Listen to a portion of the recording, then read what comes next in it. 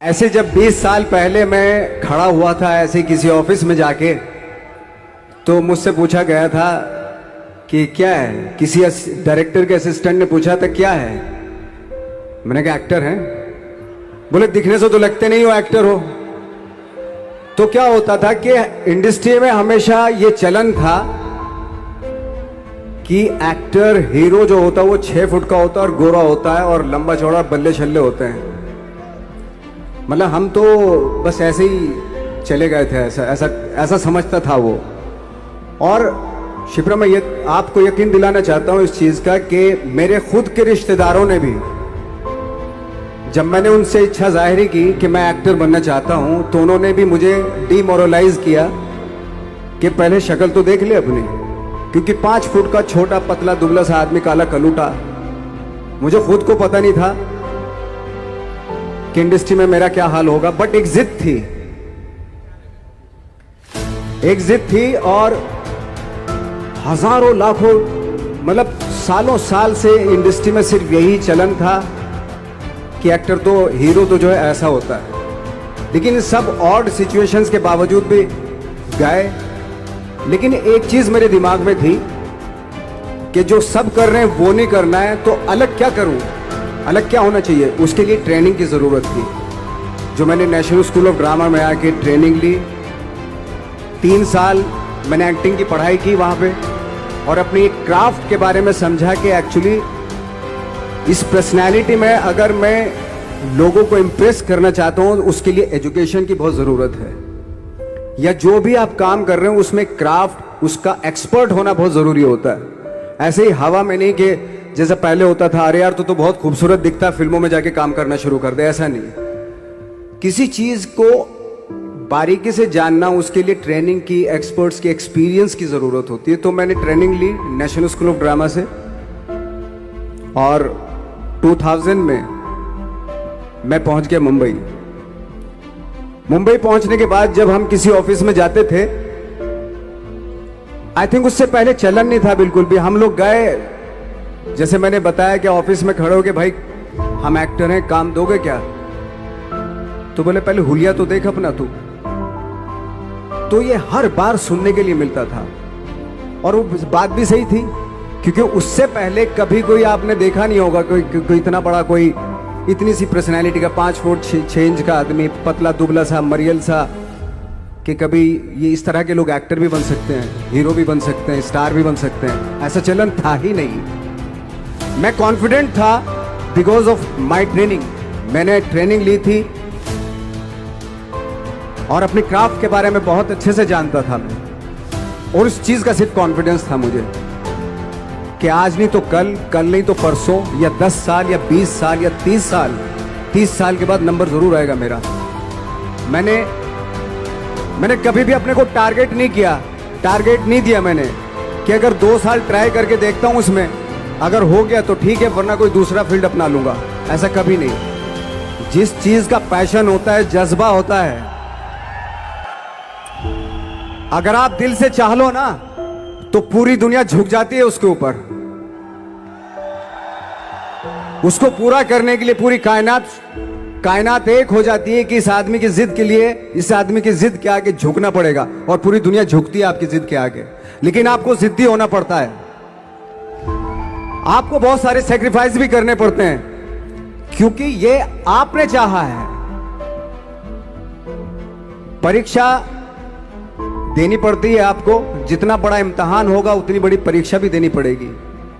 आसान काम नहीं है। छोटे छोटे टारगेट बनाएंगे तो छोटों में निपटारा हो जाएगा। हमेशा अपने आप को टारगेट बढ़ा दो। तो उसके लिए हमेशा अपने आप को अनकंफर्ट जोन में डालो, कि जो इम्पॉसिबल है उसको पॉसिबल करने की शिद्दत, पैशन आपके अंदर होना चाहिए, वो हो जाता है। आज जो दुनिया में इतने सारे एक्सपेरिमेंट हुए हैं, ये सिर्फ इसी बिना पे हुए हैं, पागलपन के जरिए ही हुए हैं ये सारे एक्सपेरिमेंट। एक मैंने कहीं सुना था कि जब आप एक्सपेरिमेंट करते हैं तो फेलियर भी होते हैं, कई बार फेलियर होते हैं। कोई एक एक्सपेरिमेंट करने के लिए, कोई एक चीज करने के लिए बहुत बार हमने भी झेला है, बहुत बार फेलियर हुए हम लोग। लेकिन एटलीस्ट हमें इतने सारे फेलियर होने से इतने तरीके पता चले कि इन तरीकों से सक्सेस नहीं मिल सकती। फॉर एग्जाम्पल, एडिसन ने जब बल्ब का आविष्कार किया तो 100 बार एक्सपेरिमेंट किए अपनी जिंदगी में।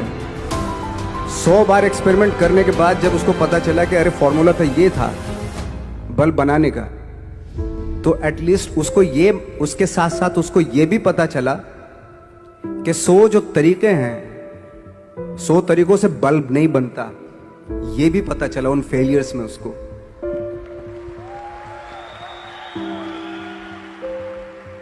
जब हम लोग मुंबई आए तो हमें मालूम था हमारे पास पर्सनैलिटी नहीं है, हमारे पास बैक नहीं है, या हमारे फादर दादा परदादा तो फिल्म इंडस्ट्री में है नहीं, हम ही हैं, तो हमें क्या करना चाहिए।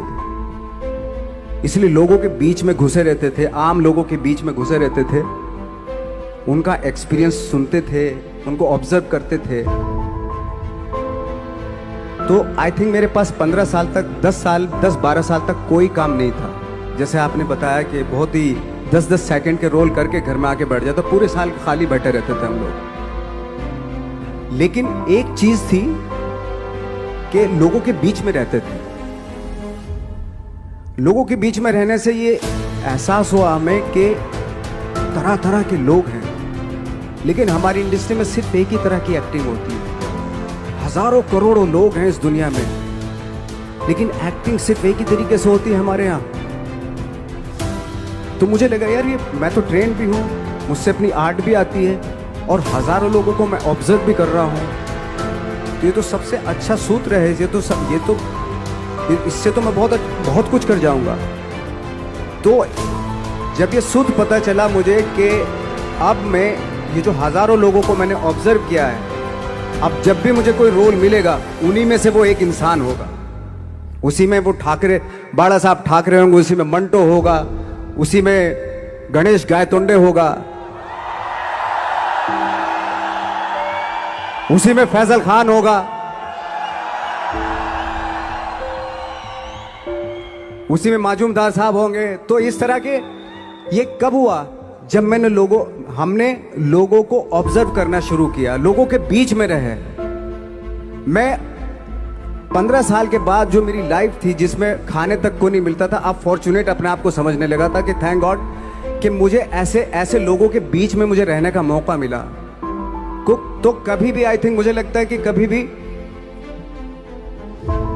जब आप स्ट्रगल कर रहे होते हैं ना, वो एक मौका होता है आपके पास, वो एक चांस होता है आपके पास कि कैसे उसमें आप अपना ऑब्जर्वेशन, एक्सपीरियंस, जब आपको काम मिलेगा वो उसमें लगाएंगे आप। तो मेरी लाइफ बहुत ही, आज जब मैं सोचता हूँ कि यार ये तो बहुत ही अच्छा हुआ, तो जो 15, 10, 12 साल मैंने बिना काम के गुजारे, जो लोगों के बीच में रहा था, मैं आज वो काम आ रहा है मेरे। जहाँ जरा सा कोई कैरेक्टर मिलता है तो आदमी इसलिए कनेक्ट करता है उनसे कि उनको लगता है कि यार ये तो मेरे पड़ोस का ही, आसपास का ही ये बंदा। मैंने देखे हैं इस तरह के लोग। आई थिंक यही हमारी सबसे बड़ी जीत है एज एन एक्टर।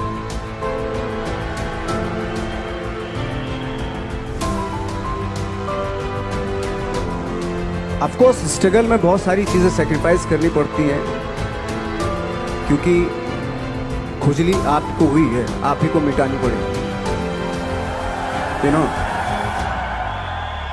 आप जो आप हैं वो आपने बनना चाहा था, और अगर डिसअपॉइंटमेंट आ रहे हैं तो आप तो कंप्लेन भी नहीं कर सकते, क्योंकि आप ही ने चाहा था ये बनना।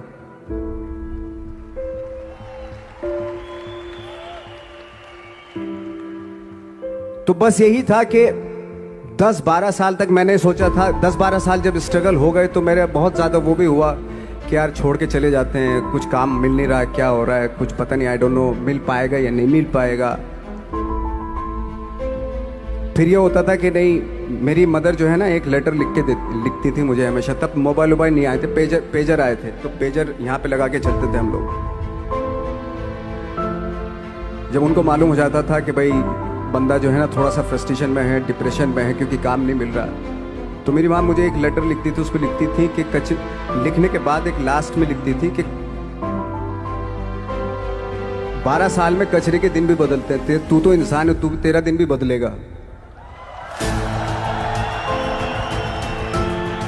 तो उन सब चीज़ों को देख के कोई एक शेर, कोई एक कोटेशन, कोई इस तरह की जो मोटिवेट करती है, जो लाइन्स आपको, उनका रहना, उन पे बिलीव करना बहुत ज़रूरी होता है, क्योंकि वही चीज़ आपको मोटिवेट करती हैं आगे बढ़ाने के लिए। और जब ख़राब वक्त होता है आपको वो लाइन्स, वो पोएम्स, वो सारी चीज़ें आपको संबल देती हैं, मजबूती देती हैं, ताकत देती हैं। और मैं जिस गांव से आया था, डिस्ट्रिक्ट मुजफ्फरनगर, एक छोटा सा गांव था बुढ़ाना। जब हमने शुरुआत की थी वहाँ पे, जब मैं था वहाँ पे लाइट भी नहीं थी। 1 घंटे के लिए रात में कभी आ गई, या 1 महीने के बाद हल्का सा मुंह दिखा के चली गई। इस तरह की लाइट इस तरह होती थी।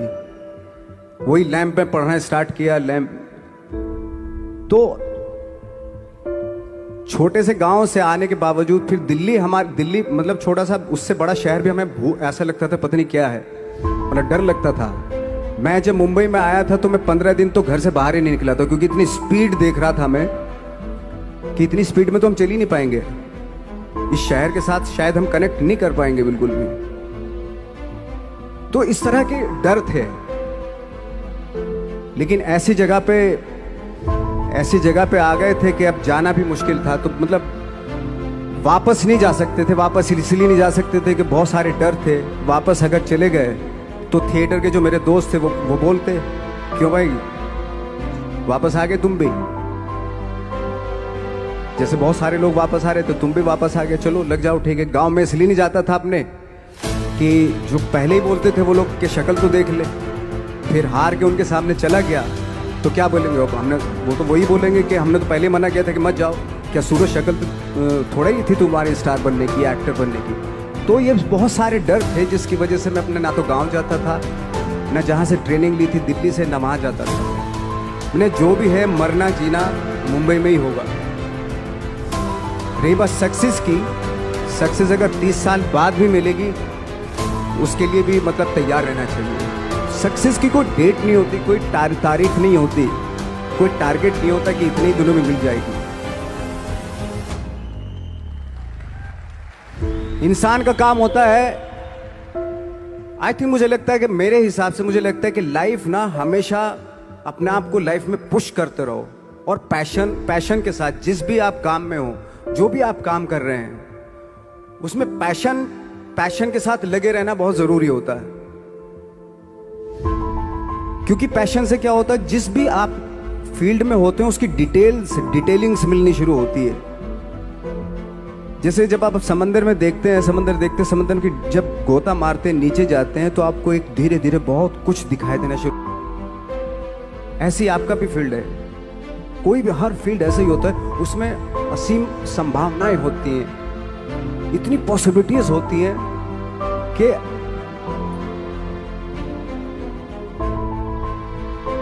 आई थिंक दुनिया का हर काम में इतनी सिर्फ अगर एक दर्जी है पैंट सीता है, 1000 तरीके की पैंट सी सकता है वो, अगर वो चाहे तो।